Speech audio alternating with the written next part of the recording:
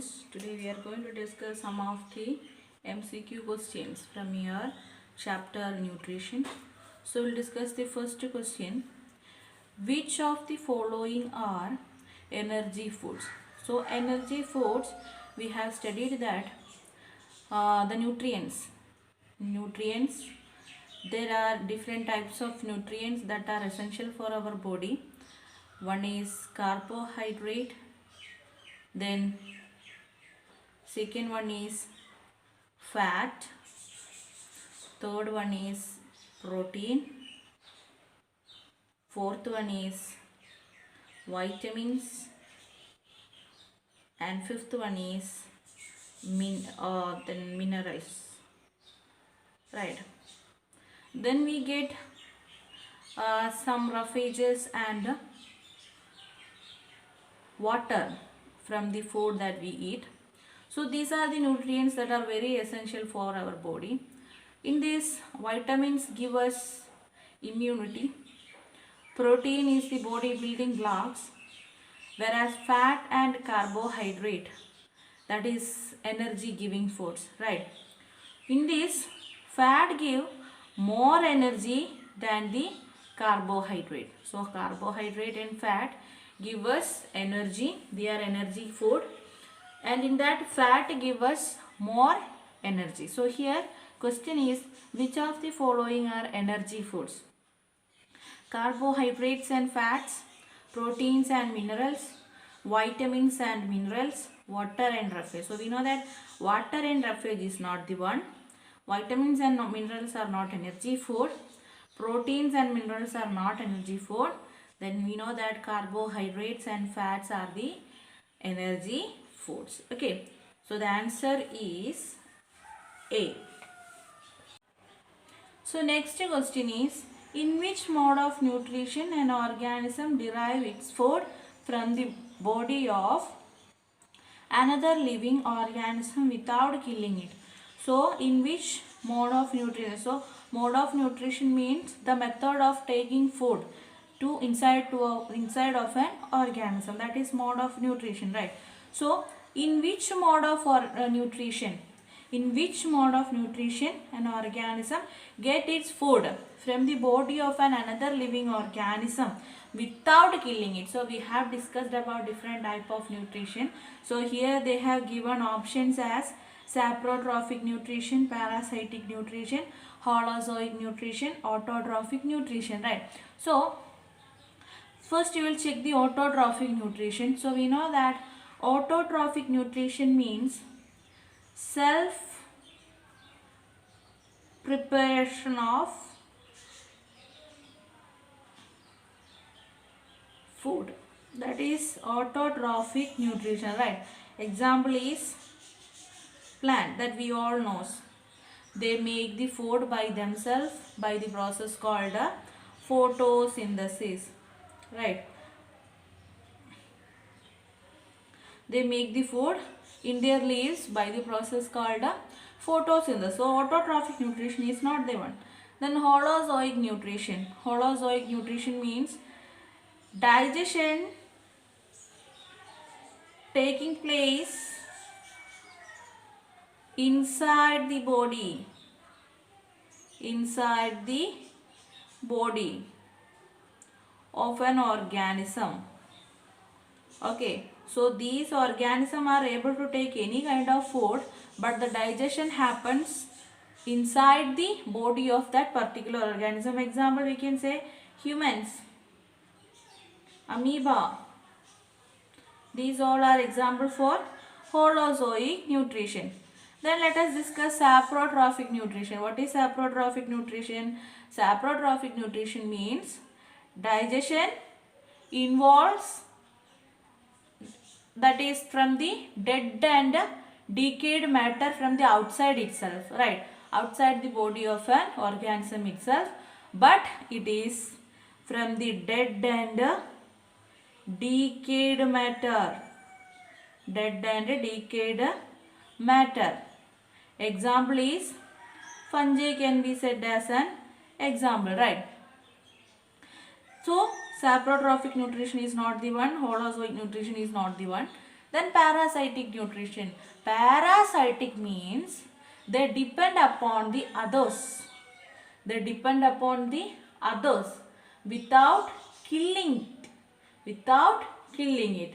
Okay, so they are not killing these organisms, but they are taking the needed nutrients from their body. Needed nutrients from their body. So parasitic nutrition is the answer. Next question is, the mode of nutrition found in fungi are parasitic nutrition, holozoic nutrition, autotrophic nutrition, saprotrophic nutrition. So we have to find out which type of nutrition is taking place in the fungi, and we know different types of nutrition, that is parasitic, holozoic, autotrophic, saprotrophic. In this, which one is an example for fungi? So parasitic nutrition, we know that they take all the needed elements from the outside of the body of another organism without killing them, right?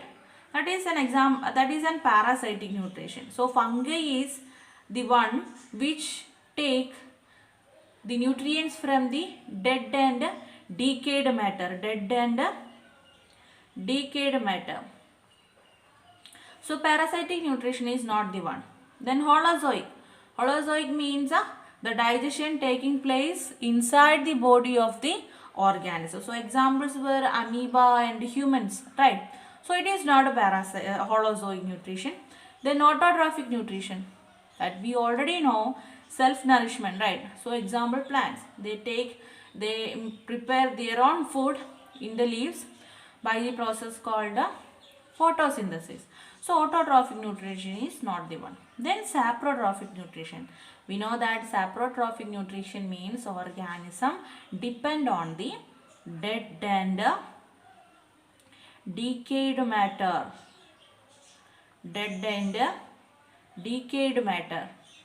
Right. So fungi belongs to saprotrophic nutrition. Next question is, roots of the plants absorb water from the soil through the process of dash. Okay, so root of the plants absorb water from the soil. How the plants absorb the water from the soil? How? Through the roots, right? But there is a process which helps the roots to get the water from the soil. So we have given 4 options also: diffusion, transpiration, osmosis, none of these. Okay, so let us discuss each process. So diffusion is the process. Diffusion is the process of exchange of gases, right? Gaseous exchange is taking place through the diffusion process. That is, from the higher concentration, the gaseous molecule will transfer to the lower concentration, right? That is diffusion. So it is not about the water transport. Then transpiration. Transpiration is the loss of water through the stomata. Loss of water through stomata. That is transpiration. So it is loss of water, not the absorption of water. So transpiration is not also not the answer. Then third one is osmosis. What is osmosis? It is the water transfer from the higher concentration to the lower concentration, right? So from the soil, water will be taken into the roots through the process called osmosis. Because in soil water level is very high, but in the roots it is very low. So from the higher concentration, water will be given into the lower concentration region. So that is osmosis. So here roots of the plants absorb water from the soil through the process of osmosis. Okay, osmosis is the right answer. Next one, The site of photosynthesis in the cells of a leaf is where? Right, the site of photosynthesis. We know that photosynthesis is the process of preparation of food by the plants itself. Right, so leaves of plants are known to be the kitchen of plants because they are preparing the energy, they are preparing the food from their leaves. So let us check which is the site for photosynthesis in the cells of a leaf. Okay, so a leaf, a plant leaf contain what and all? It will contain a plant leaf, sorry, a plant cell will contain uh,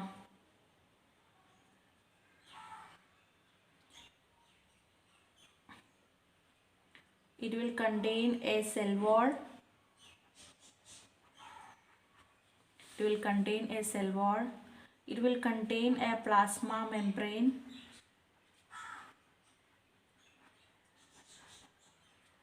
it will contain a nucleus, right, it will contain a nucleus, it will contain cytoplasm, the fluid matrix in the cell, that is it contains cytoplasm, it will contain the mitochondria, right, they will contain the mitochondria,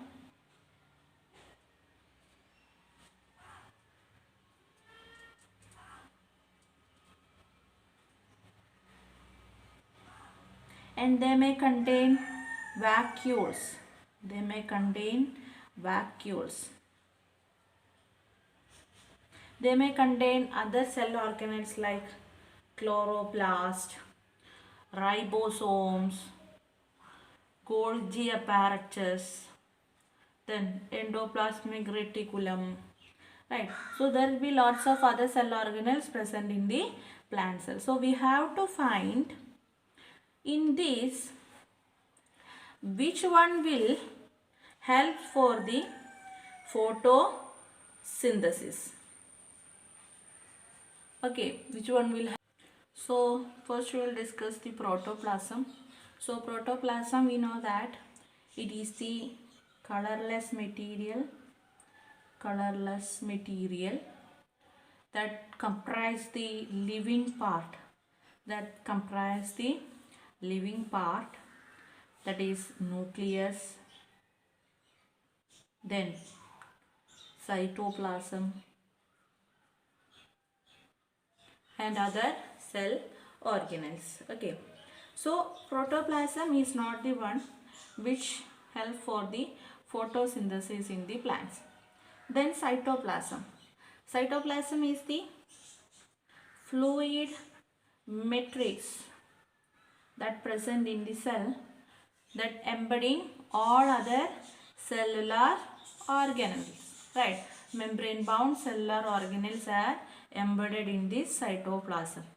Then mitochondria is the energy, that powerhouse of the cell, it is known to be the powerhouse of the cell. Why it is called a powerhouse of the cell? Because ATP, the adenosine triphosphate, is synthesized in this mitochondria, right. So mitochondria is not the place where the photosynthesis occurs. Then last option is chloroplast. So chloroplast, it is found only in the plant cell. So we know that in plant cell plastids are there, in plant cell we can find these plastids, and there are different types of plastids: leucoplast, then there is chromoplast, then there is chloroplast, right. So it is called a chloroplast that because of presence of chlorophyll, that is by the presence of chlorophyll. What is the function of chlorophyll? It is the green pigment which helps to absorb the sunlight, For the photosynthesis, we require the chlorophyll to absorb the sunlight. right, for the photosynthesis. So the site of photosynthesis in the cells of a leaf is taken place in the chloroplast. So chloroplast is the answer. Okay. Next question is, in amoeba food is digested in the dash. So we know that in amoeba the nutrition is holozoic. The nutrition is holozoic nutrition. What is holozoic nutrition? Holozoic nutrition means that taking place inside the, that nutrition taking digestion occurring inside the body of an organism, that is holozoic, right? And we all know that amoeba is a single celled. Amoeba is single celled organism. Amoeba is a single celled organism. So in these four options we have to find in which part the food is digested in the amoeba. So chloroplast, we already discussed that chloroplast is found in the plant cell. That plant cell, that chloroplast is used for the process of the photosynthesis. It contain a chlorophyll. So in the case of amoeba, it is not a organism which is preparing their own food. Already we discussed that holozoic nutrition is happening in the amoeba. So chloroplast is not the answer. Then pseudopodia. We know that pseudopodia is the false leg.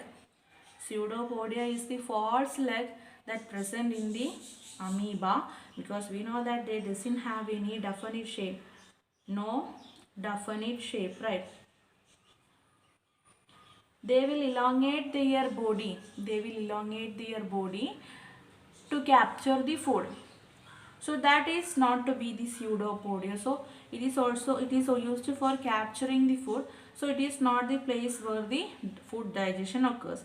Then mitochondria function is ATP synthesis, right? So that also not the site for the food digestion. Then last one is food vacuole, and we know that when these amoeba capture the food using their pseudopodia, then what happens? This pseudopodia, this surface of their body closes itself and forms the food vacuole, right? And form the food vacuole, and the digestion taken place inside this food vacuole, right? Digestion takes place in this food vacuole. So from this we get to know that the answer is food vacuole.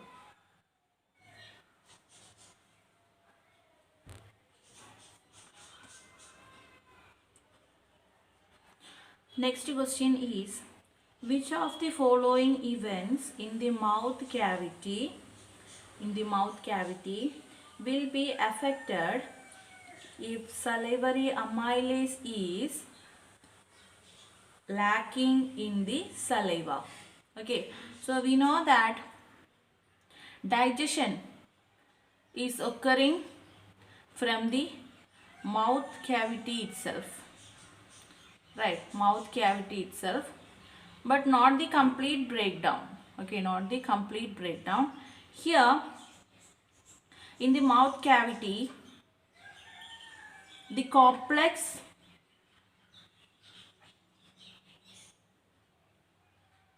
material break down into simpler sugar with the help of an enzyme. Right? And that enzyme is, we know that enzyme is produced from the saliva. So saliva is produced by the salivary gland. Salivary gland produces saliva for this breakdown. This breakdown happens that because of a presence of an enzyme in the saliva, and that is known to be the salivary amylase. That is known to be the salivary amylase. So, which of the following events in the mouth cavity will be affected? So, we have to find which event in the digestion process will be affected if salivary amylase is lacking in the saliva. So, let us check the options. Fats breaking down into fatty acids and glycerol. It is happening in the intestine. It is happening in the small intestine. So we can say that it is not the process. Then absorption of vitamins, that also taking place in the small intestine. Proteins breaking down into amino acids. This is also taking place in the small intestine. Starch breaking down into sugar. So I told you it is the complex material will be broken down into simpler sugar from the mouth itself. So this option, starch breaking down into sugar, is happening in the mouth cavity with the help of salivary amylase. Next question. Which region of the alimentary canal absorb the digested food? Which region of the alimentary canal absorb the digested food? So we know that alimentary canal start from the mouth cavity and ends in the anus, right? So this long pathway of digested food material is known to be the alimentary canal. Long tube from the mouth cavity to the anus is known to be the alimentary canal. So from the mouth cavity it goes through the esophagus, then it goes to the stomach, then it is go to the small intestine, then large intestine.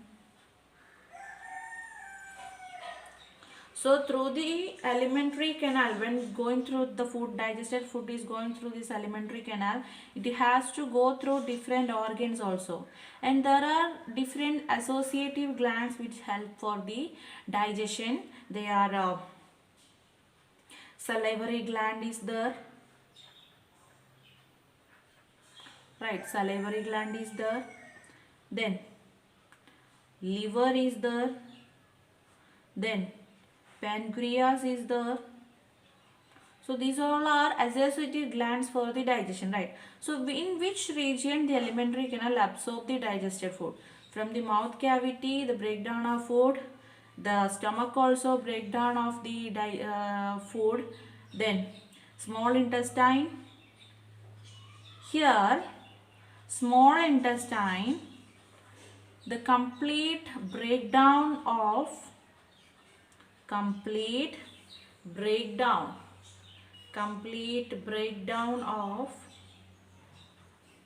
complex food material happens, right?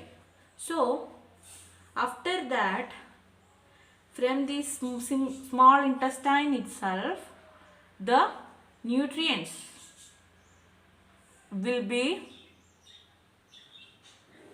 absorbed from the small intestine itself. So liver, what is the function of liver? Secretion of bile, right? Secretion of bile. What is the function of large intestine? That absorption of water. What is the function of small intestine? Absorption of the nutrients. What is the function of stomach?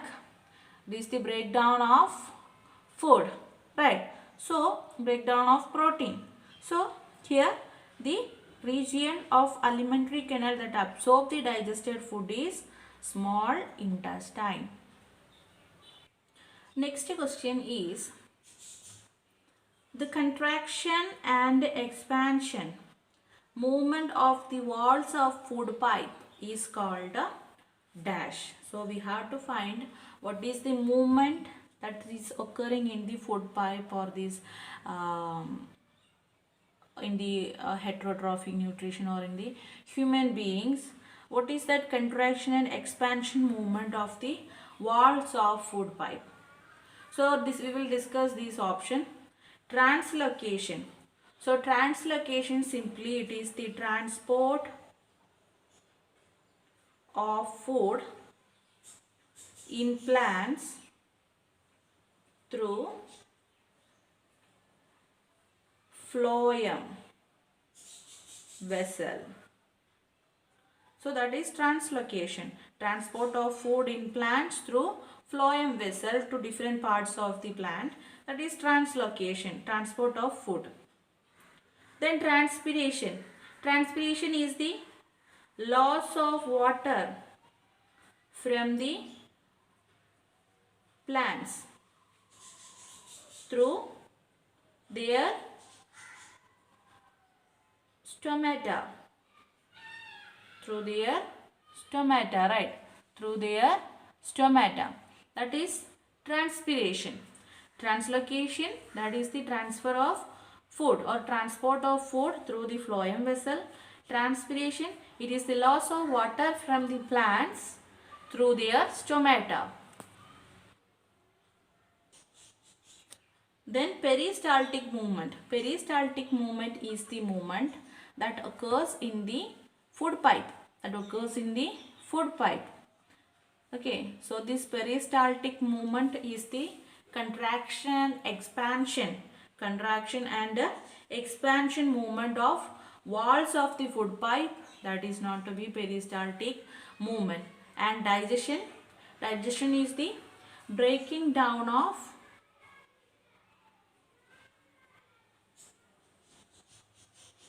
complex food materials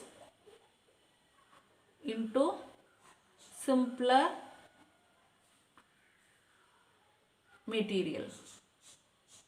That is digestion. So what is the answer? Peristaltic movement. Next question. When a few drops of iodine solution are added to rice water, the solution turns blue-black in color. This indicates the rice water contains fats, complex protein, starch, simple protein. So the question is, we are taking rice water and this considered to be the solution. Okay, solution we taken for the experiment. And into this rice water, we are adding the iodine solution.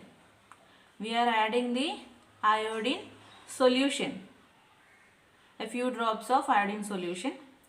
At that time, what happens? This rice water or the solution turns blue-black. So this one is the iodine test. Right? This experiment shows the iodine test. Iodine test is usually done to check the presence of starch. So the answer is starch.